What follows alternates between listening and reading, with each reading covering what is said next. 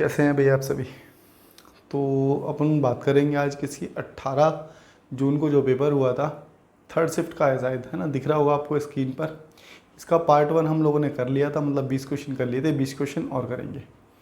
PDF चाहिए, हिंदी और English दोनों की पीडीएफ आप लोगों को मिल जाएगी टेलीग्राम चैनल पर, लिंक डिस्क्रिप्शन में दे रखा है। टेलीग्राम ग्रुप को ज्वाइन करके वहाँ से आप पीडीएफ ले सकते हैं, ठीक है। साथ ही साथ अगर कोई और क्वेरी है तो कमेंट बॉक्स में कमेंट भी कर सकते हैं आप लोग। कोई सजेशन है उसके लिए भी कमेंट कर सकते हैं आप लोग। साथ ही साथ एक दो कमेंट ऐसे भी आए थे जिनको क्वेश्चंस चाहिए इंग्लिश में, तो मैं आपको थोड़ा सा बता दूं कि इंग्लिश में क्वेश्चन के लिए मुझे पीपीटी इंग्लिश में भी बनानी पड़ेगी। अभी हिंदी में तो बनती है, फिर इंग्लिश में ही बनानी पड़ेगी। और हिंदी और इंग्लिश दोनों में क्वेश्चन को बनाने का मतलब है कि 20 क्वेश्चन बनाने के लिए कम से कम 1 से 1.5 घंटा लगता है। और 20 question Hindi, 20 question English, bilingual तो ऐसे ही होगा ना, 20 क्वेश्चन हिंदी, 20 क्वेश्चन इंग्लिश, तो 40 क्वेश्चन के लिए कम से कम 2 से ढाई घंटे जाएंगे मेरे पीपीटी बनाने में। तो 2 से ढाई घंटे पीपीटी बनाने में 1 घंटे की लगभग क्लास भी होती है, और कम से कम 30 से 40 मिनट इसको अपलोडिंग होने में, थंबनेल वगैरह लगाने में भी समय लग जाता है। तो कुल मिला के कहने का मतलब कि एक क्लास को प्रॉपर तरीके से तैयार करने में कम से कम 4 घंटे का समय लगता है, 3 से 4 घंटे का। और अगर हिंदी इंग्लिश दोनों को मैं तैयार करने लग जाऊंगा तो मेरा समय और ज़्यादा जाएगा। तो उम्मीद करता हूँ आप लोग इस बात को समझ पाएंगे। बाकी मैं समझाने के लिए आपको बाइलिंगुअल समझा सकता हूँ, ठीक है, लेकिन क्वेश्चन अभी के लिए फ़िलहाल के लिए तो हिंदी में ही मिलेंगे। इंग्लिश के लिए आप पीडीएफ ले सकते हो, सेम सब कुछ सेम है, कुछ भी अलग नहीं है उसमें। जैसे हिंदी में क्वेश्चन है वैसे सेम इंग्लिश में क्वेश्चन है, कुछ भी अलग नहीं है, ठीक है ना। बात बाकी आने वाले समय में हो सकता है कि हिंदी इंग्लिश दोनों लैंग्वेज में मैं आपको दे दूं। खैर, तो ये रही आपके कमेंट की बात। किसी का कमेंट आए तो मुझे लगा उसका रिप्लाई कर देना चाहिए, ठीक है। तो चलते हैं क्वेश्चन नंबर 1 की ओर और देख लेते हैं। आपको कोई भी सजेशन, कोई भी क्वेरी होती है तो आप लोग उसके लिए कमेंट कर सकते हैं। क्वेश्चन नंबर 1 की ओर चलते हैं और देखते हैं क्या दिया गया है। देखो, ऐसा क्वेश्चन इससे पहले नहीं पूछा गया। इससे पहले मतलब कि जून मंथ के हमने अब तक के जितने भी पेपर किए उसमें कहीं भी ऐसा सीआई का क्वेश्चन नहीं पूछा गया। यदि दरवार्षिक रूप से संयोजित की जाए तो एक धनराशि 4 वर्षों में 16 गुना हो जाती है।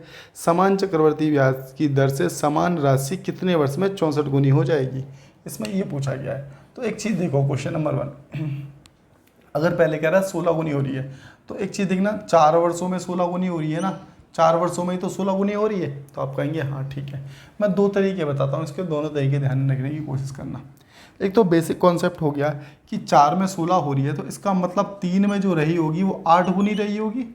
और अगर मैं बात करूँ 2 वर्ष में जो रही होगी, ये कितनी रही होगी आप लोगों का, आप कहेंगे 4 गुनी। तो 1 वर्ष में कितनी रही होगी, तो 2 गुनी रही होगी। क्या बात सही है? ऐसे आप निकाल सकते हैं ना, 2 दूनी 4 दूनी 8 दूनी, मतलब कि हर वर्ष 2 गुनी होती चली जा रही है। बात क्लियर है? अगर मैं कहूँ 5 वर्ष में कितनी हो जाएगी, तो आप लोग कहेंगे जी 32 गुनी हो गई। मैं कह रहा हूँ 6 वर्ष में कितनी हो गई, तो 6 वर्ष में हो गई आपकी 64 गुनी। क्वेश्चन में यही तो पूछा था कि 64 गुनी कितने में होगी, तो आपने बता दिया कि 6 वर्ष में होगी। बात क्लियर है? तो एक तरीका तो ऐसा है, आपको कुछ भी नहीं आता तो भी आप ऐसे कर सकते थे। दूसरा तरीका क्या होगा कि 4 वर्ष में कोई धनराशि चक्रवृद्धि ब्याज से, ध्यान रखना वो चक्रवृद्धि ब्याज की बात करेगा तभी ऐसा करेंगे, ठीक है। कितनी गुनी हो रही है, तो आपको क्वेश्चन में कहा कि ये 16 गुनी हो रही है, ठीक है, 16 गुनी हो रही है। तो इसका मतलब ये 16 गुनी। अच्छा एक चीज़ बताना, चक्रवृद्धि ब्याज को हम कैसे निकालते हैं? जैसे 10% है, एक एग्जांपल देता हूँ मैं आपको, 10% है तो हम कैसे करते हैं, 11/10 गुणा में 11/10 गुणा में 11/10, ठीक है। कुछ इस प्रकार से ही तो करते हैं चक्रवृद्धि ब्याज के लिए, पता है ना आप लोगों को। तो इसका मतलब क्या है कि देखो, स्क्वायर बना, क्यूब बनी और मल्टीप्लाई 4 टाइम हो गया, तो इसका मतलब कहीं ना कहीं स्क्वायर बनती है, क्यूब बनती है 3 वर्ष के लिए, 4 वर्ष के लिए 4 टाइम मल्टीप्लाई हो जाएगा, 11 × 11 × 11, इस तरीके से तो चलता है। बात समझ रही हो? आ जाओ अब मैं इसको समझाता हूँ। तो इसका मतलब 4 वर्षों में हो रही है, 4 वर्षों में हो रही है, तो ये किसी ना किसी का क्या रहा है, 4th रूट रहा है। 4th रूट समझते हो ना, जैसे एक होता है अंडर रूट, ये होता है अंडर रूट। तो अंडर रूट की बात करेंगे तो 4 का है। अगर मैं बात करूँ यहाँ पर 27 की बात करूँ तो क्यूब रूट है। क्यूब रूट किसका है? ये 3 का है। उसी प्रकार से 4th रूट है, मतलब कि 2 दूनी 4 दूनी 8 दूनी 16, ठीक है। तो इसका मतलब इसके 4 के पेयर बनेंगे, 4 पेयर मतलब कि 4 के जोड़े बनेंगे, ठीक है। तो एक उसमें से एक बाहर निकलेगा, तो इसका मतलब ये आ गया हमारे पास 2। तो यहाँ से हमने निकाल दिया 1 वर्ष का, तो 1 वर्ष में कितनी हो गई, 2 गुनी हो रही है, दिख रहा है ना यहाँ तक तो आप लोगों को। 1 वर्ष में कितनी हो रही है, 2 गुनी हो रही है। अब देखो यहाँ पर इसको ऐसे लिखो कि 1 वर्ष में 2 गुनी हो रही है। अब हमें 64 गुनी करनी थी, तो इसकी पावर कितनी कर दें कि 64 गुनी हो जाए, तो आप लोग कहेंगे इसकी पावर 6 कर दें कि 64 गुनी हो जाए। तो इसका मतलब इसकी पावर 6 की गई है, तो उस पावर की मल्टीप्लाई इसके साथ भी कर देंगे टाइम के, तो इसका मतलब 6 वर्ष में कितनी हो जाएगी, ये 64 गुनी हो जाएगी। तो एक तरीका आपका ऐसे भी हो गया, देख पा रहे होगे नीचे तक, हाँ बिल्कुल ठीक। तो एक तरीका ये भी हो गया। तो एक तरीका तो ये है आपका बेसिक कॉन्सेप्ट से कर लो, ठीक है। और एक अगर ऐसे करना चाहते हो तो ऐसे भी कर सकते हो, तो यहाँ से लगा लेना, और ये एक हो गया, ये एक हो गया। मैंने दोनों तरीके से बता दी, कैसा भी क्वेश्चन बनेगा सीआई पर इस टाइप से आधारित आप लोग सारे कर पाएंगे, किसी में कोई दिक्कत नहीं है। टाइप भी ठीक है, ये ठीक है, डिपेंड करता है आपके करने पर कि आप कैसा करना चाहते हैं। खैर, तो चलते हैं नेक्स्ट क्वेश्चन की ओर और देख लेते हैं कि नेक्स्ट क्वेश्चन में क्या दिया गया है। इस वीडियो में ऐसे ऐसे क्वेश्चन मिलेंगे जो पहले नहीं पूछे गए, मतलब कि जून मंथ में नहीं पूछे गए। तो देखो आगे देखते हैं कैसे कैसे क्वेश्चन गए हैं। क्वेश्चन नंबर 2 में आप लोगों को दिख रहा होगा, कह रहा है कि बार ग्राफ का अध्ययन करें और निम्नलिखित प्रश्न का उत्तर दें। बार ग्राफ 2015 से 2019 तक 2 ऑटोमोबाइल कंपनियां ए और बी द्वारा निर्मित वाहनों की संख्या का प्रतिनिधित्व करता है। एक्स अक्ष वर्षों का प्रतिनिधित्व करता है और वाई अक्ष हजारों वाहनों का प्रतिनिधित्व करता है। ठीक है, क्वेश्चन में क्या पूछा गया है, 2015 में कंपनी ए, 2015 में कंपनी बी, ए नहीं सॉरी बी है बी, ठीक है, कंपनी बी द्वारा निर्मित वाहन और 2017 में कंपनी ए द्वारा निर्मित वाहनों के बीच अंतर कितना है, डिफरेंस पूछा है। तो आप कैसे करेंगे, देखो नीचे आप लोगों को दिख रहा होगा एक ब्लू है और एक क्या है, ब्लू है ए, ठीक है, और जो ये दे रखा है आपका येलो जो दे रखा है आपका कौन सा है, वो बी है। तो बात करेंगे बी की 2015 में, तो 2015 में बी कितना है एक बार देख लेते हैं। तो बी आपका दिख रहा है 760, ठीक है, थोड़ा सा मुझे कम दिख रहा है वैसे, इसमें शायद 760 ही है, ठीक है। तो बी का आ गया 760, ठीक है। इसी प्रकार से ए का और देख लेते हैं, 2017 का ए, तो 2017 का ए हैगा 690, ठीक है, 2017 का, ये 2015 का हैगा और ये है 690 2017 का, बात सही है। अब इसमें डिफरेंस पूछा था आपसे, तो डिफरेंस बता सकते हैं आप कितने का है, 70 का है। 70 का उसने हज़ारों में बोला है, तो हज़ारों की तो मल्टीप्लाई आप खुद भी कर सकते थे, तो आंसर आ जाएगा आपका कितना, 70,000। तो उम्मीद करते हैं इतनी बात क्लियर हो गई होगी, ठीक है। चलेंगे क्वेश्चन नंबर 3 की ओर। हर क्वेश्चन को वीडियो रोक के खुद से करने की कोशिश करो और देखो कि समझ आ भी रही हैं चीज़ें या फिर ऐसे ही चल रहा है। एक व्यापारी एक वस्तु का मूल्य उसके क्रय मूल्य से 65% अधिक अंकित करता है। देखो एक व्यापारी है, देखो हमने माना सीपी, उसका क्रय मूल्य है, उसके अंकित मूल्य जो है वो 65% अधिक अंकित करता है। इसका मतलब हमने पीपी 100 माना और सीपी हमने 100 माना और उसको माना कितना, 165%, परसेंटेज माना है। बात क्लियर है, ये 100 रहा तो ये 165 हो गया, इसमें कोई दिक्कत नहीं है। वह उसके अंकित मूल्य पर 100 रुपये की छूट देता है। अब देखो अंकित मूल्य कौन सा, ये वाला है, 165 तो उसने लगा दिया 165% बढ़ा के, ठीक है, लेकिन जब बेचता है तो 100 रुपये की छूट देता है। अब एक चीज़ बताना आप लोग, क्या ये एसपी नहीं बन गया, पीपी से क्या ये एसपी नहीं बन गया। उसने कहा कि भाई 165% तो लगा रखा, लेकिन 100 रुपये कम दे दो, ले जाओ।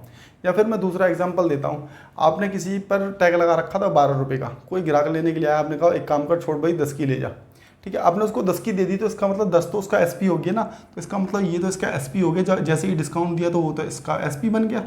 बात क्लियर है, ठीक है जी।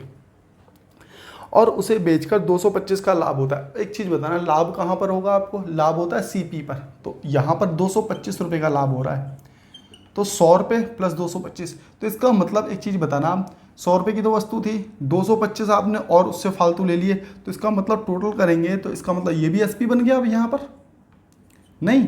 अरे मैं आपको बताता हूँ, जैसे 100 रुपये आपकी कॉस्ट थी, ठीक है। आपने कुछ प्रॉफिट लिया उस पर, मान के चलो 100 पोस्ट थी और आपने 50 रुपये और फालतू ले लिए, तो इसका मतलब आपने अपनी तरफ से तो सेलिंग प्राइस लगा दिया उसका 150 रुपये, समझ गए।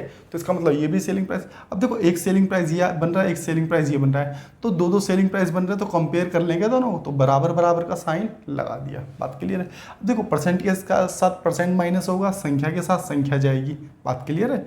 बच्चे के साथ बच्चा, बूढ़े के साथ बूढ़ा कह सकते हो ना आप, ठीक है। तो ये 100% हो गया, 165%, तो ये परसेंटेज इधर आ जाएगा, तो ये 65% बचेगा। आप लोग कह सकते हो जी माइनस का बचा, कोई दिक्कत नहीं है। ये उधर चला जाएगा तो माइनस माइनस प्लस हो जाएगा, लेकिन साइन किसका रहता है, माइनस का रहेगा, और ये हो जाएगा हमारे पास 325। बोलो हाँ, कितनी बात क्लियर है। माइनस से माइनस कैंसिल आउट कर दिया, और ये बचा हमारे पास कितना, 65%। इंटू में कर देंगे कितना, 100%। बात क्लियर है।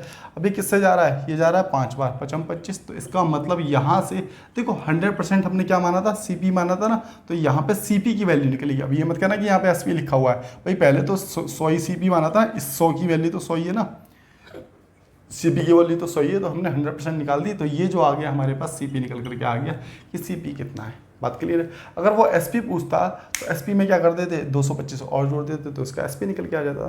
तो उम्मीद करते हैं कि इतनी बात आप लोग समझ पाए हैं। बात क्लियर है ना, दिख रहा है ना, ठीक ठीक। चलते हैं क्वेश्चन नंबर 4 की और देखते हैं 4 में क्या दिया। हाँ देखो, ये अच्छा क्वेश्चन है, ये एवरेज चैप्टर में एक टाइप ही है, ठीक है। और ये टाइप ना अब देखा है, मतलब कि मैंने अब देखा है, इससे पहले ऐसा क्वेश्चन नहीं पूछा गया जून मंथ में जितने भी पेपर हुए हैं। तो वीडियो को रोको, फिर से कहूँगा कि करने की कोशिश करो। क्या कर पा रहे हैं आप लोग। क्वेश्चन नंबर 4 कह रहा है कि 9 पारियों में, 9 पारियों के लिए कौमा अमित के पास एक निश्चित रन रेट है, ठीक है। देखो 9 पारियों के लिए निश्चित रन रेट है, ठीक है। 10वीं पारी में उन्होंने 110 रन बनाए, जिसमें उसका रन रेट 8 रन बढ़ गया, उसका नया रन रेट क्या होगा। चलिए ठीक है। तो देखो 9वीं पारी के लिए अमित के पास एक निश्चित रन रेट है, हमें नहीं पता कि कितना था, ठीक है, ठीक है। तो हमने क्या किया, 9 की मल्टीप्लाई एक्स के साथ कर दी, हमने रन रेट माना एक्स। अब आप लोग कहेंगे एक्स क्यों माना, या फिर एक्स से मल्टीप्लाई क्यों कर रहे हैं। भाई हम क्या करते हैं, मैंने आप लोगों को बताया ना, ये सम निकाल रहे हैं, हम सम निकाल रहे हैं। सम के लिए क्या करते हैं, एवरेज की मल्टीप्लाई नंबर से करते हैं ना, करते हैं नहीं करते, इसके बारे में मैंने बहुत डिटेल में पहले भी बताया हुआ आप लोगों को। तो इससे क्या निकल जाता है सम, अगर 9 पारी हैं और एक्स रन बनाता है तो टोटल हो जाएगा 9x। बात क्लियर है ना इतनी। चलिए ठीक है। अगर इतनी बात आप लोगों को क्लियर है तो आगे क्या कहा गया है, 10वीं पारी में, तो 9वीं पारी तो ये हो गई, अब ये बात कर रहा है 10वीं पारी में। 10वीं पारी में उन्होंने 110 रन बनाए, जिससे कि उसका रन रेट 8 रन बढ़ गया। अब देखो रन रेट पहले कितना था, x था, तो अब x + 8 हो गया, x + 8 हो गया। बात क्लियर है। कब, 10वीं पारी में। अगर वो 10वीं पारी में 110 रन बनाए हैं तो मैं इसमें 110 रन और जोड़ दूं क्या यहाँ पर। अब एक चीज़ देखो, 9वीं पारी और प्लस 110 रन, तो इसका मतलब ये भी तो 10वीं पारी हो गई और ये 10वीं पारी है, तो दोनों 10वीं पारी बन गई। तो अब हम एक दूसरे को आपस में कंपेयर कर सकते हैं, जैसे अभी पिछले वाले क्वेश्चन में किया था। हमें 2 इक्वेशन अगर मिल जाएं तो हम वहाँ से एक x की वैल्यू निकाल लेंगे, जैसे यहाँ पे रख दिया हमने। तो उम्मीद करता हूँ कि बात समझ पा रहे हैं आप लोग। मैं एक बार फिर से बताता हूँ। देखो यहाँ हमने x माना तो ये 9x हो गया, ठीक है। 110 जोड़ रहे हैं क्योंकि 10वीं पारी का जोड़ दिया हमने, ठीक है। और यहाँ तो 10वीं पारी है ही, इसलिए हमने बराबर का साइन लगा दिया, क्योंकि दोनों चीज़ें तो बराबर है। चलिए ठीक है। अब देखो यहाँ से ये हो जाएगा 10x + 80, 10x + 80 हो रहा है ना, ठीक है। और यहाँ पे हो रहा है 9x + 110, तो इसमें से इसको माइनस करेंगे तो हमारे पास बचेगा 9x बराबर में ये 110 उधर चला गया, कुछ कहिए। अब ये इधर चला जाएगा तो 10x में से 9x गया तो x बचा, ये इधर चला गया तो ये बचा 30। तो यहाँ से x की वैल्यू हमने निकाल दी कितनी, 30। अब देखो x की वैल्यू निकाल दी 30, उसने क्या कहा है, नया रन रेट क्या था, तो x यहाँ पर नया पूछ रहा है ना, तो यहाँ 30 + 8 जोड़ देंगे तो ये आ जाएगा हमारे पास 38 नया रन रेट आ जाएगा। 38 ही आप लोगों का आंसर हो जाएगा।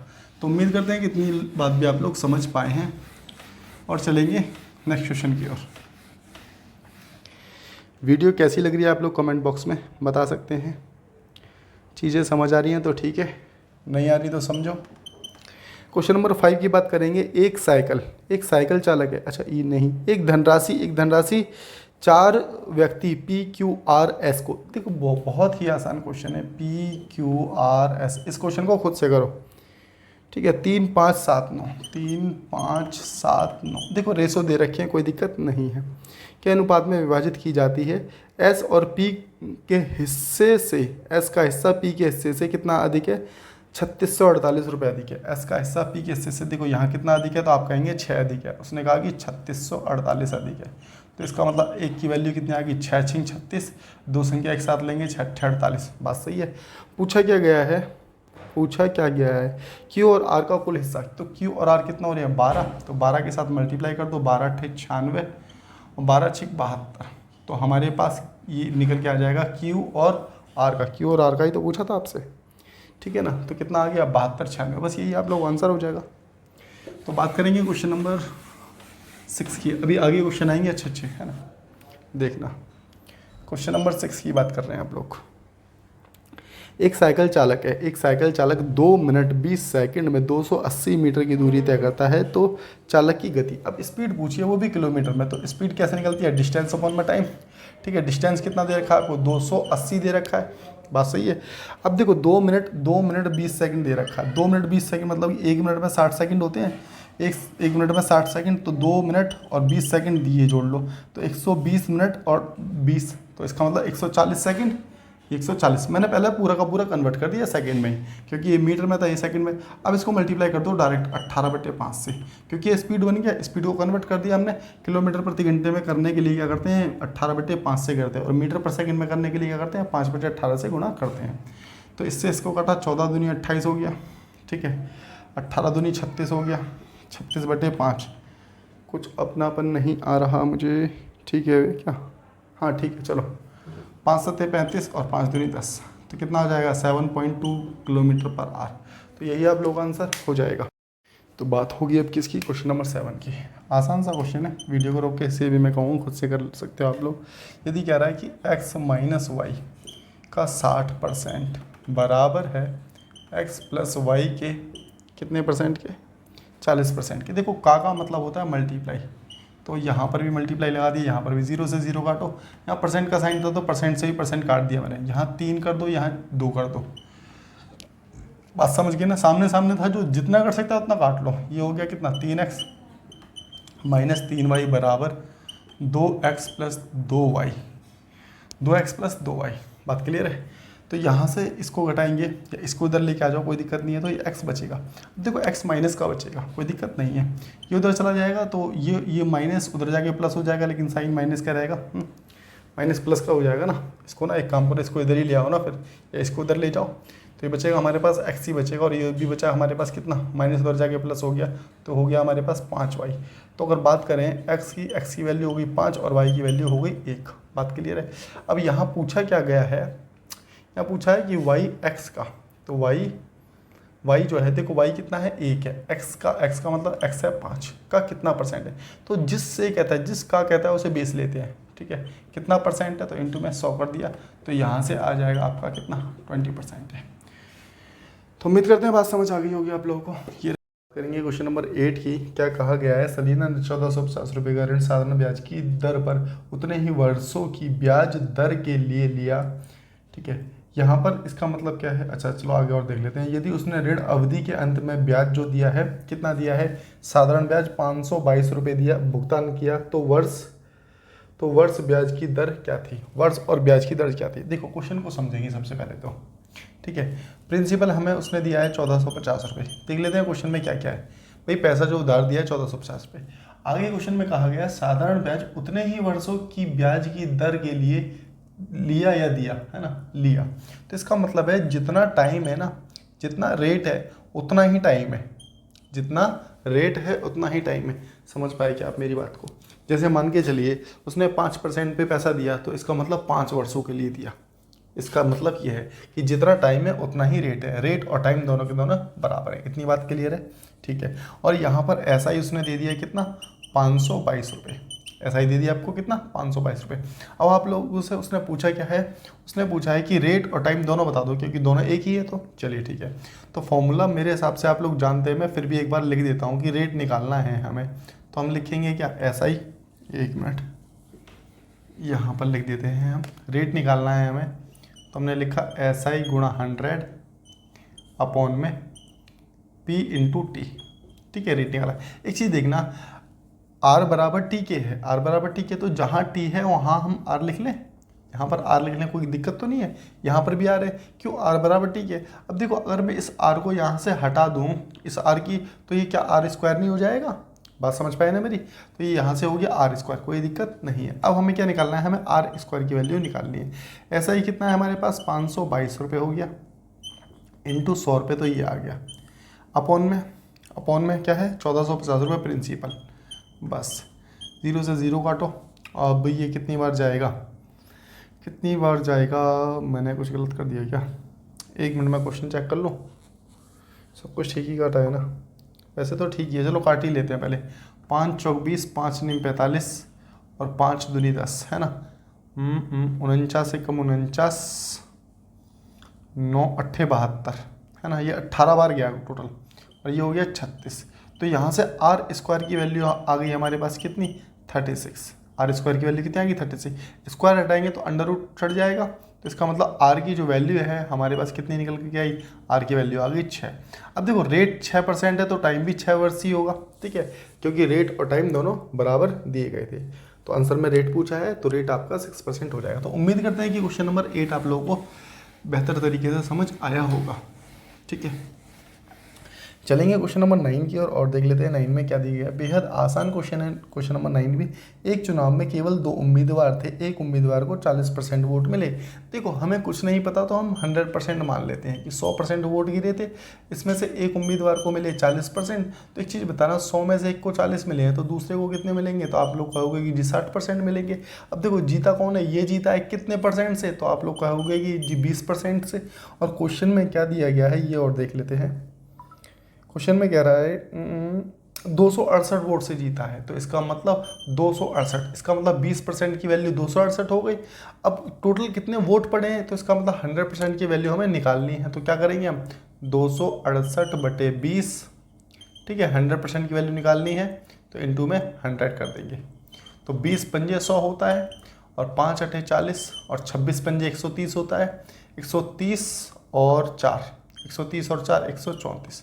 तो टोटल वोट कितने पड़े थे, 1340 वोट पड़े थे। तो उम्मीद करते हैं इतनी बात आप लोगों को क्लियर होगी। चलते हैं, बात होगी क्वेश्चन नंबर 10 की। क्वेश्चन नंबर 10 को भी ध्यान से देखो और खुद से करने की कोशिश करो। अच्छा क्वेश्चन है, देखो कि किसका आंसर आ रहा है और किसका नहीं।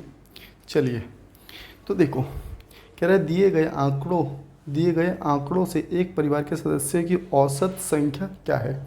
औसत संख्या पूछी है, तो इस एक तरफ तो आपको दे रखा है परिवार की संख्या, जो इधर दे रखा है जैसे 5 8, ये परिवार की संख्या हो गई। परिवार के सदस्य नीचे दे रखे ना, परिवार के सदस्य जैसे 1 2 3 4 इस तरीके से सदस्य दे रखे, और ये परिवार की संख्या दे रखी है, कोई दिक्कत नहीं है। चलिए ठीक है, नीचे वाले परिवार है, ऊपर वाली संख्या है, कोई दिक्कत नहीं है। चलो आ जाओ देख लेते हैं। देखो 5 सदस्य हैं एक परिवार में, ठीक है, और यहाँ दे दिया आपको कितना, यहाँ दे दिया कितना, ये 8 है क्या, मुझे दिख नहीं रहा है इसमें थोड़ा सा, ठीक, शायद 8 ही है ना। और 8 आ गया और 2 आ गया, ठीक है, और 20 सदस्य हो गए, 20 परिवार हो गए, 3 सदस्य हो गए, ठीक है, 3 परिवार 20 सदस्य। और 46 मल्टीप्लाई करेंगे कितना, 46 48 है ये, 46 4, 46 व्यक्ति 4 परिवार, ठीक है, 32 व्यक्ति 5 परिवार, 32 व्यक्ति 5 परिवार, ठीक है, साथ ही साथ 15 व्यक्ति 6 परिवार, 15 व्यक्ति 6 परिवार। बात क्लियर है, चलिए ठीक है। अब इनका टोटल देख लेते हैं। देखो एवरेज निकालना है, तो एवरेज में क्या करते हैं हम, टोटल नंबर अपॉन में नंबर ऑफ टर्म्स। यहाँ ऊपर कह सकते हैं कि सम निकालना है हमें, सम ऑफ नंबर्स अपॉन में नंबर ऑफ टर्म्स, ठीक है ना। बात क्लियर है, एवरेज निकल जाता है ऐसे। आ जाओ भाई, गर्मी ज़बरदस्त हो रही है।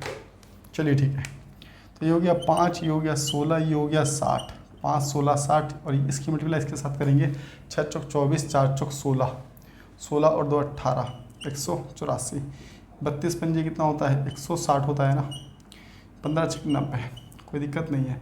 बस अब इन सबको जोड़ लेते हैं जल्दी से, इन सबको जोड़ लेते हैं। इन सबको जोड़ेंगे तो कितना बनेगा बताओ जल्दी से, इन सबको ऐड करेंगे तो कितना बनेगा, तो इन सबको ऐड करने के लिए हमें ऐड कर देते हैं, तो ऐड करके बन रहा है 515। बात क्लियर है। अब क्वेश्चन में थोड़ा सा यहाँ पर ध्यान देना है कि पूछा गया है परिवार के सदस्यों की औसत संख्या पूछी, परिवार के सदस्यों की औसत संख्या पूछी है। तो हम क्या करेंगे, परिवार के सदस्यों की औसत संख्या निकालने के लिए परिवार से भाग कर देते हैं। तो परिवार कितने, 8 5 13, 13 और 20 कितना हो रहा है, 20 8 28 5 33, 33 33 और 46, 46 और 33, तो ये हो रहा है 7 6 3 9 7 79 हो गया ना, 79 और 32 11, 7 3 10 10 और 11 111 हो गया। 111 और 15 कितना हो रहा है, 116 126 हो रहा है कुल मिला के, है ना। बस इसको इससे काटेंगे तो 4.08 समथिंग 9 अप्रोक्स में जाएगा आपका आंसर, ठीक है। तो बस यही आप लोगों का आंसर हो जाएगा। अब किसी को लगेगा ये 126 से भाग क्यों किया, इससे 1 2 3 4 इससे भाग क्यों नहीं किया, तो ज़रा क्वेश्चन को ध्यान से पढ़ो। उसने पूछा क्या है कि परिवार के सदस्यों की औसत संख्या पूछी है, तो हमें औसत संख्या निकालनी है तो परिवार से भाग करना पड़ेगा, ठीक है। अगर परिवार पूछता तो हम किससे भाग करते, संख्या से भाग करते, है ना, सदस्यों से भाग करते मतलब कि, ठीक है। तो यही इस क्वेश्चन में ट्विस्ट था। चलिए क्वेश्चन नंबर 11 की ओर, है ना। क्वेश्चन नंबर 11 में आप लोगों को क्या दिया गया है देखते हैं। क्वेश्चन नंबर 11 कहता है एक आदमी 7.5 घंटे में धारा के प्रतिकूल 32 किलोमीटर और धारा के अनुकूल 38 किलोमीटर 6 घंटे में तय करता है। तो देखो ये चल रहा है पहले तो कहाँ, धारा के प्रतिकूल। धारा के प्रतिकूल का मतलब क्या होता है कि वोट की स्पीड में से माइनस होती है वाटर की स्पीड, और इसे लग रहा है कितना डिस्टेंस, कितना है टोटल डिस्टेंस हैगा आपका 32 किलोमीटर। देखो ये तो स्पीड हो गई ना, स्पीड, और यहाँ पर स्पीड कैसे बनेगी, 32 किलोमीटर 7.5 घंटे में तय कर रहा है। देखो दशमलव था, दशमलव हटाएंगे तो जितनी संख्या होती है उतने जीरो आ जाते हैं ऊपर। बात क्लियर है ना, इतनी बात तो समझ पा रहे हैं। तो यहाँ हो गया कितना आपका, ये हो गया, कोई दिक्कत नहीं है। इसी प्रकार से धारा के अनुकूल जाता है तो 38 किलोमीटर तय करता है कितने समय में, तो आप लोग कहेंगे ये करता है कितने में, 6 घंटे में, ठीक है 6 घंटे में। अब जितना कट रहा है उतना काटो, ज़बरदस्ती नहीं करने वाले हम इससे, है ना। तो यहाँ जाएगा कितना, 5 6 30, 5 चौक 20 हो गया, 5 एकम 5 पचम 25 हो गया। बात क्लियर है क्या इतनी, तो इतनी बात क्लियर है क्या, ठीक है। 64/15 आ गया। यहाँ पर भी इसी प्रकार से 19/3 आ जाएगा, 19/3 आ गया। इतनी बात तो क्लियर हो गया आप लोगों को। अब हमें क्या करना है, देखो इसको जोड़ना है हमें, इसकी b की वैल्यू निकालनी है। तो ये तो हो गया 2b, प्लस माइनस तो कैंसिल आउट हो जाने वाला है यहाँ पर। अब इसको जोड़ लेते हैं, इसको जोड़ेंगे तो कितना हो जाएगा, यहाँ पर देखो 64/15 प्लस 19/3। बात क्लियर है। अब इसको जोड़ेंगे तो हमारे पास जो बनेगा, एलसीएम लेंगे, एलसीएम तो 15 ही जाएगा ना, ठीक है। और ये हो जाएगा 64, देखो 15 एकम 15, 1 की मल्टीप्लाई 64 के साथ, 3 पंजे 15 और 5 की मल्टीप्लाई इसके साथ, तो 19 पंजे 95 हो गया, 95 हो गया। बात क्लियर है। तो इसको जोड़ा तो हमने बना हमारे पास 4 5 9 9 6 15, ठीक है 9 6 15। 1 मिनट ठीक से लिख लेते हैं इसको, ये हो गया 15, ठीक है। भाग करेंगे किससे, 15 से। अब देखो यार 2 और है, इस 2 को यहाँ पर ले जाएंगे, क्रॉस मल्टीप्लाई हो जाएगा तो 30 बन जाएगा। बात क्लियर है ना। तो यहाँ से b की वैल्यू आ जाएगी, और b की वैल्यू जो निकलेगी मैं आपको बता दूँ 5.3 किलोमीटर पर आवर निकलेगी, ठीक है। तो अब कैलकुलेशन तो मेरे हिसाब से आप लोग खुद ही कर सकते हैं, कोई दिक्कत नहीं होगी। चलिए इस क्वेश्चन में इतना ही था। आंसर जो आ जाएगा वो भी मैंने आप लोगों को बता ही दिया है, कैलकुलेट करके आ जाएगा। बात करेंगे अगले क्वेश्चन की। 1 मिनट यार, क्या हो गया इसमें, चलिए ठीक है। तो क्वेश्चन नंबर 12 में क्या दिया गया, क्वेश्चन नंबर 12 मैं नहीं कराऊंगा, आप लोग खुद करेंगे और कमेंट बॉक्स में इसका आंसर बताएंगे। आसान सा क्वेश्चन है इसलिए नहीं करा रहा मैं, ठीक है। तो अब बात होगी किसकी, क्वेश्चन नंबर 13 की। क्वेश्चन नंबर 13 में क्या दिया गया है, कह रहा 12 व्यक्ति एक घनाकार कमरे में रह सकते हैं, ठीक है, जहाँ प्रत्येक व्यक्ति 144 मीटर क्यूब वायु की आवश्यकता होती है, ठीक है। तो कह रहा है कि कमरे के घन की भुजा की लंबाई कितनी होगी, कमरे के घन की भुजा की लंबाई कितनी होगी। तो देखो मैं आपको सिंपल सी बात बताता हूँ, एक कमरा है, कमरे में 12 लोग तो हैं ही, और उनमें जो हवा चाहिए, उन्हें जो हवा चाहिए 144 मीटर क्यूब के हिसाब से चाहिए।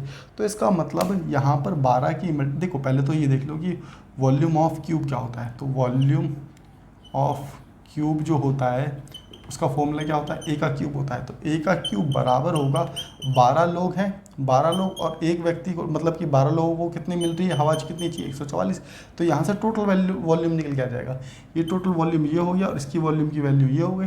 तो क्यूब हटाएंगे तो यहाँ से क्यूब रूट चढ़ जाएगा। तो क्यूब रूट किसका है, तो देखो 12 गुणा 12 यहाँ पर भी बन रहा है 1 12, तो 1 12 बाहर निकल जाएगा। तो यहाँ पर हमारे पास आंसर जो आ जाएगा वो सिर्फ 12 ही आ जाएगा। बताओ क्या बात क्लियर हो रही है क्या आप लोगों को? या आपका 12 आंसर हो गया। तो ये रही बात किसकी, क्वेश्चन नंबर 13 की, ठीक है ना। चलेंगे आगे। चलिए क्वेश्चन नंबर 13 तो हो गया ना अपना। क्वेश्चन नंबर 14 को और देख लेते हैं जल्दी से, ठीक है। हाँ, क्वेश्चन नंबर 14 देखो। क्वेश्चन नंबर 14 में क्या दे रखा है, अंकिता, मनीषा और शून्यता एक गोलाकार स्टेडियम में चारों ओर दौड़ना शुरू करती हैं और क्रम से 24 सेकंड और 8 सेकंड और 18 सेकंड में एक चक्कर पूरा करती हैं, तो आरंभिक बिंदु पर कितने समय में पुनः मिलेंगी। तो देखो यहाँ से देखना, एक सर्कल है, इस पर दौड़ रही हैं और इससे स्टार्टिंग पॉइंट पर मिलना है आरंभिक बिंदु पर। देखो कभी भी क्वेश्चन में आरंभिक बिंदु पूछा जाए ना आपसे, तो कुछ भी नहीं करना है, जो टाइम दिया है उसका एलसीएम ले लो। क्या करना है, टाइम का एलसीएम करना है, टाइम का एलसीएम। तो ये तो एक टाइप हो गया। दूसरा प्रकार क्या बनता है इस क्वेश्चन में, कहता है कि कहीं भी मिले। वो ये नहीं कहेगा क्वेश्चन में कि आरंभिक बिंदु पर मिले, वो कहेगा कि एक सर्कल है, दौड़ रही थी और ये कहीं भी मिल गई। तो उस केस में क्या करेंगे, हम डिस्टेंस अपन में स्पीड करते हैं और फिर उसके बाद टाइम का एलसीएम लेते हैं। कब, जब किसी भी पॉइंट पर मिले, लेकिन स्टार्टिंग पॉइंट पर मिलेंगे तो सीधा सीधा टाइम का एलसीएम ले लेना बस। तो ये 2 टाइप के क्वेश्चन बनते हैं। तो अब क्या करना है, 24, 8 और 18 का एलसीएम ले लो। 24, 8 और 18 का एलसीएम, तो 24 और 8 18 का मतलब कि 72 सेकंड में। तो स्टार्टिंग पॉइंट पर ही कितनी बार कब मिलेंगे, 72 सेकंड बाद मिलेंगी तीनों। क्वेश्चन नंबर 15 देख लेते हैं। क्वेश्चन नंबर 15 ठीक है, लेकिन ये थोड़ा सा अच्छा बन जाता है क्वेश्चन। एक चीज़ इसमें ऐड कर दी गई है जिसके कारण, देखो मैं बताता हूँ आप लोगों को। कह रहा है कि 20 सेंटीमीटर भुजा वाले एक वर्गाकार तांबे की प्लेट का वजन 200 ग्राम है। इस 200 ग्राम बोलने की वजह से ये क्वेश्चन थोड़ा मेरे हिसाब से ठीक बन गया। कैसे दिखाता हूँ अभी। 14 सेंटीमीटर व्यास वाले एक गोलाकार डिस्क को प्लेट से काट दिया जाता है, तो शेष भाग का वजन कितना होगा। चलिए ठीक है, देखो क्वेश्चन को पहले बताता हूँ मैं कि क्वेश्चन में पूछा गया है 15। देखो है क्या एक्चुअल में कि एक वर्गाकार शेप की एक प्लेट थी, ठीक है। इसमें से एक गोला काट लिया गया। अब गोला कैसे काटा गया है, गोला या फिर वृत्त कहें कि काट लिया गया, जिसकी रेडियस या फिर डायमीटर 14 दे रखा है। तो रेडियस इसकी आधी होती है ना, डायमीटर का आधा रेडियस होता है, ठीक है जी। हिंदी में, इंग्लिश में क्या कहते हैं इसे, डायमीटर को क्या कहते हैं हिंदी में, व्यास ना। ये व्यास है और ये क्या हो गई, त्रिज्या हो गई। बात क्लियर है, चलिए ठीक है। अब देखो इसमें से इसको काट दिया तो ये बाद बाकी जो बचा हुआ है ये एरिया बचेगा। इस एरिया को पूछा है उसने कि ये एरिया कितना होगा। बात क्लियर है, इस एरिया का वजन पूछा है। तो देखो हम क्या करते हैं कि वर्ग का क्षेत्रफल कैसे निकालते हैं। वर्ग का क्षेत्रफल इंग्लिश में होता है स्क्वायर का क्षेत्रफल, स्क्वायर का एरिया ऑफ स्क्वायर, ऐसे लिख लो या तो आप लोग, एरिया ऑफ स्क्वायर, ठीक है, एरिया ऑफ स्क्वायर। तो एरिया ऑफ स्क्वायर क्या होता है, आप कहेंगे कि ए का स्क्वायर। तो ए के स्क्वायर में से अगर हम माइनस कर दें किसका, pi R square. Pi R square क्या होता है, पाई आर स्क्वायर क्या होता है, एरिया ऑफ सर्कल कितना होता है, पाई आर स्क्वायर। बात समझ गए ना। तो इसमें से अब देखो इसमें इससे इसको माइनस कर देंगे तो बचा हुआ जो शेड कर दिया मैंने, यही तो बचेगा। बात समझ रहे हो ना, ठीक है। आ जाओ, तो इसका मतलब ए कितना है हमारे पास, 20 दे रखी है, तो 20 × 20, तो ये तो हो गया हमारे पास 400। कितना हो गया, 400 किसका निकल गया, हमने पूरे का एरिया निकाल दिया। पहले तो पूरे का निकाल दिया, लेकिन एक यहाँ पर समझने वाली बात ये है, ये हमने क्या निकाल दिया, एरिया निकाल दिया। और वो कह रहा है कि 200 ग्राम की है, पूरी की पूरी जो वर्गाकार प्लेट है 200 ग्राम की है। तो यहाँ से क्वेश्चन में ट्विस्ट बनता है कि 200 ग्राम की है, तो मतलब कि हमारे पास एरिया कितना है, 400 की वैल्यू इसके हिसाब से 200 ग्राम है, उसका मतलब कि वजन 200 ग्राम है। तो एक की वैल्यू यहाँ से अगर हम निकालेंगे तो 1/2 ग्राम निकलेगी। बोलो हाँ कि इतनी बात समझ आई। हमें वजन निकालना है ना, हमें क्या निकालना है, वजन। तो हमने पहले वजन ही निकाल दिया कि 400 बराबर 200 ग्राम के है, तो 1 ग्राम बराबर 1/2 के हो जाएगा। बात क्लियर है, चलिए ठीक है। तो यहाँ तक बात क्लियर है। तो अब हम क्या करेंगे, 400 में से, इस एरिया में से, किसके, वर्ग के एरिया में से इसका सर्कल का एरिया माइनस कर देते हैं। तो सर्कल का एरिया कैसे करेंगे, 22/7 मल्टीप्लाई आर। क्यों, रेडियस हमारे पास 7 थी ना, रेडियस हमारे पास 7 है, ठीक है, डायमीटर 14 दे रखा है, तो 7 × 7। बात क्लियर है। तो यहाँ से इसको जब आप लोग कैलकुलेट करेंगे तो 400 माइनस 7 से 7 काटा, ये बनेगा 154, ठीक है। इसकी इससे मल्टीप्लाई की है मैंने, 22 की मल्टीप्लाई 7 से की तो 154 बनेगा, ठीक है। और यहाँ से जो बनेगा आपको कितना निकल करके आएगा, ये आ जाएगा आपका 246। अब ये तो एरिया निकल गया, ये एरिया निकल गया, एरिया, बात समझ रहे हो, ये एरिया निकल गया 240। लेकिन उस एरिया का वजन पूछा है इसने, तो एक की वैल्यू अभी हमने कितनी निकाली थी, 1/2 ग्राम निकाली थी ना, तो यहाँ मल्टीप्लाई कर देंगे 1/2 ग्राम से। बात समझ आ रही है ना, यहाँ तक दिख भी रहा है तुम लोगों को। मैं इसको ठीक से लिख दूँ, तो यहाँ लिख दिया आप लोगों ने 1/2 ग्राम। तो इससे 2 से काटा तो हमारे पास 2 × 2 2 दूनी 4 2 3 6। तो इसका वजन कितना आ गया कटी हुई प्लेट का, 123 ग्राम आ गया। ये क्वेश्चन ऐसे थोड़ा सा अच्छा बन गया क्योंकि इसमें वजन पूछ लिया मेरे हिसाब से। तो इतनी बात मेरे हिसाब से आप लोगों के लिए हो गई होगी। कोई डाउट बनता है तो कमेंट बॉक्स मैंने बताया आप लोगों के लिए खुला हुआ है। बात होगी क्वेश्चन नंबर 16 की, है ना। 16 में क्या दिया गया है, कह रहा है कि 20 सेंटीमीटर भुजा वाली एक, अच्छा नहीं, ये तो 15 तो हो गया ना। क्वेश्चन नंबर 16 कह रहा है 244 तक विषम संख्या, सभी विषम संख्या का क्या बताना है, योग बताना है। देखो इसका फॉर्मूला मैंने आप लोगों को पहले ही बता रखा है वैसे, फर्स्ट प्लस लास्ट। क्या करेंगे, फर्स्ट प्लस लास्ट। अब देखो फर्स्ट प्लस लास्ट कोई सी भी नंबर हो, चाहे वो 20 से स्टार्ट कर लो, चाहे 25 से स्टार्ट कर लो, चाहे 23 से स्टार्ट कर लो, कहीं से भी स्टार्ट हो, फर्स्ट प्लस लास्ट कौन सी संख्या है, डिवाइड बाय 2, इनटू में नंबर ऑफ टर्म्स कितने हैं, कितने नंबर हैं उसमें। बात क्लियर है, चलो आ जाओ। तो पहली संख्या कौन सी होगी, यहाँ पर 1 होगी विषम संख्या। लास्ट की 244 तक लास्ट की संख्या कौन सी होगी, 243।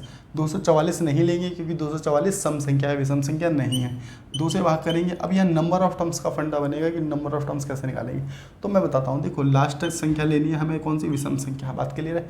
इसमें से पहली संख्या को हटा दो, 1 को हटा दो, तो हमारे पास बची कितनी, 242, ठीक है। 242 को 2 से भाग करेंगे क्योंकि विषम संख्या में 2 का डिफरेंस मिलेगा ना हमें, 1 का डिफरेंस है, इसका मतलब 2 से भाग करेंगे। तो 2 × 2 2 दूनी 4 2 × 2। बात क्लियर है। 121 आ गया। 121 में से देखो तुमने पहले वाली स्टार्टिंग की 1, जैसे 1 3 5 इस तरीके से था ना, हमने 1 भी घटा दी है। यहाँ पर ध्यान से देखोगे 1 घटा दी है, लेकिन 1 तो नहीं घटेगी, 1 तो इंक्लूड होगी, इसलिए जो घटाई थी उसको और जोड़ दो फिर से। तो यहाँ पर बना हमारे पास कितना, 122। तो बस नंबर ऑफ टर्म्स कभी भी निकालना हो तो इस तरीके से निकाल सकते हो आप लोग। बात क्लियर है क्या, अरे बात क्लियर है तो बताओ। चलिए ठीक है। तो यहाँ क्या करेंगे आप, इसको 2 से भाग कर दिया, 2 × 6 12 2 × 2। बस अब कुछ नहीं करना, आपको कैलकुलेट करना है और कैलकुलेट करके आप लोग बता सकते हैं कि आंसर क्या आएगा। मैं बता देता हूँ, चलो 244 की मल्टीप्लाई करनी है 61 के साथ में, जो भी होगा आप लोगों का आंसर हो जाएगा। कमेंट बॉक्स में कमेंट कर सकते हैं आप लोग। ये रही बात क्वेश्चन नंबर 16 को लेते हुए।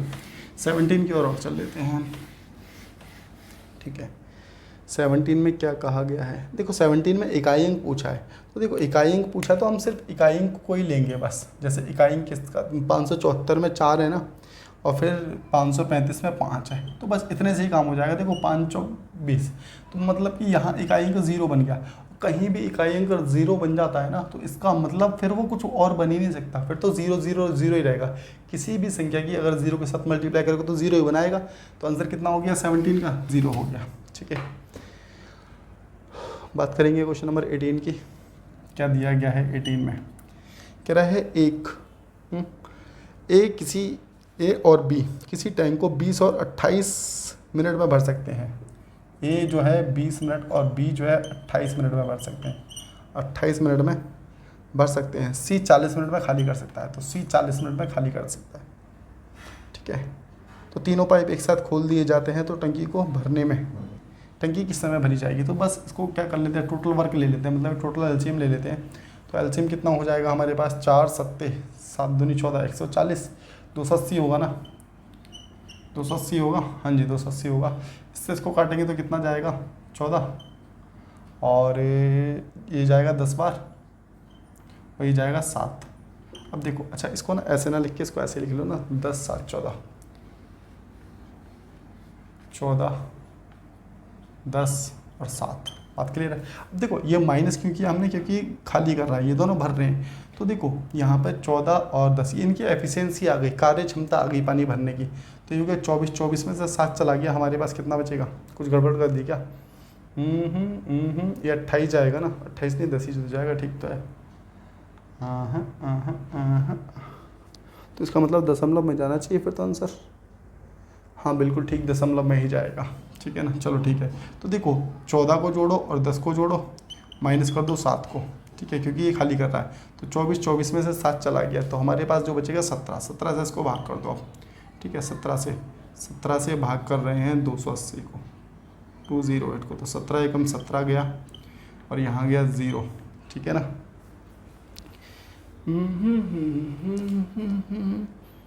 कुछ गड़बड़ कर दी क्या हमने? लग तो ठीक ठीक रहा है वैसे तो।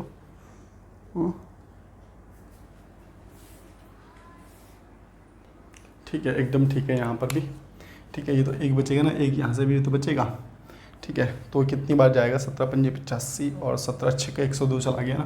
तो देखो 16 102 आ गया। अब देखो 16 सही और किस में भी है क्या? किसी में भी नहीं, तो मैं तो यही क्वेश्चन को छोड़ूंगा और आगे बढ़ जाऊँगा।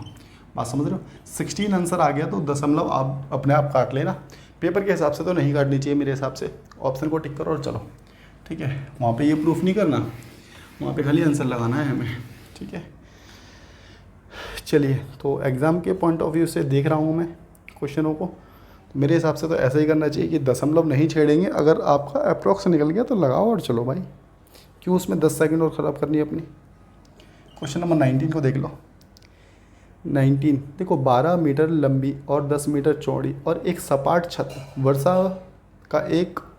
वर्षा का पानी, एक मिनट, एक सपाट छत से वर्षा का पानी एक टैंक में एकत्रित किया जाता है, जिसकी आंतरिक माप 2 मीटर लंबी, 2.4 मीटर चौड़ी और 4 मीटर गहरी है। चलिए ठीक है, तो इसका मतलब एक चीज़ देखो, पहली बात तो वो सपाट बोल रहा है, लेकिन अगर उसमें पानी भरा गया है ना छत पे, तो इसका मतलब वो सपाट नहीं होगी, ठीक है। उसका कोई ना कोई वॉल्यूम होगा, कहीं भी पानी भरा जा रहा है तो उसका वॉल्यूम होगा। तो यहाँ पर देख लिया L into B into H, तो इसका वॉल्यूम निकाल दिया जो छत है कि बराबर में जिस छत से पानी जा रहा है, जिसमें भी जा रहा है पानी, उसका वॉल्यूम और बराबर कर लेते हैं। तो उसका वॉल्यूम कितना हो जाएगा? 2 मीटर लंबी और 2.4 मीटर चौड़ी और 4 मीटर गहरी। बस दोनों का वॉल्यूम बराबर हुई, क्योंकि इसका पानी तो है उसमें जा रहा है, ठीक है। बस काट दो इसको, 12 दूनी 24.2 हो रहा है, ठीक है। पॉइंट हटेगा तो यहाँ 0 बढ़ जाएगा ना, ये 100 हो जाएगा। 4 से काटेंगे तो ये हो जाएगा 25। तो h की वैल्यू जो आ जाएगी हमारे पास 2/25 आ गई ना, 2/25, तो ये हो जाएगा कितना? 25 8 200, 25 8 200। अब देखो ये मीटर में दे रखा था और सेंटीमीटर में, तो 10 से और भाग कर देंगे बस, तो आ जाएगा 8 सेंटीमीटर। तो उम्मीद करते हैं h की वैल्यू निकल करके आ गई, आंसर भी आपका आ गया। लास्ट क्वेश्चन है, मैं नहीं कराऊंगा, आसानी से खुद से कर सकते हैं सभी के सभी। हिंट दे देता हूँ, 2 संख्या का अनुपात दे रखा है, उनके बीच का अंतर है। तुम्हारा अंतर कितना है तुम देखो, 12 और 23 में से माइनस कर लो पहले, और जो भी है उसको 275 से भाग कर दो, ठीक है। और दोनों संख्या में छोटी संख्या, फिर छोटी संख्या देखो, मतलब कि छोटी संख्या 12 है, उससे मल्टीप्लाई कर दो, आंसर आ जाएगा। कमेंट बॉक्स में कमेंट करके बताएंगे सभी के सभी आंसर क्या हो सकता था। पूरी हिंट मैंने आप लोगों को दे दी है। बाकी मिलते हैं नेक्स्ट क्लास में, तब तक के लिए tata bye bye and take care of you.